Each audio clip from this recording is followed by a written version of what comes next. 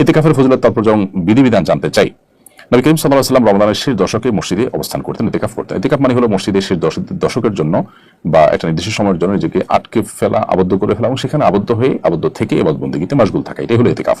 ইতিকাফের তাৎপর্য, ইতিকাফের ফজিলত অপরিসীম। নবী সাল্লাল্লাহু আলাইহি ওয়াসাল্লাম রমজান রোজা ফরজ হওয়া থেকে তার ওফাত পর্যন্ত কোনো বছর জীবনে তিনি ইতিকাফ ছাড়েন নাই। ইতিকাফের তাৎপর্য বোঝার জন্য মনে হয় এটুকুই যথেষ্ট যে আমল নবী সাল্লাল্লাহু আলাইহি ওয়াসাল্লাম জীবনে কখনো ছাড়েননি, সেটা কত গুরুত্বপূর্ণ হতে পারে। এজন্য রমজানের শেষ দশকে আমাদের ইতিকাফ করা উচিত।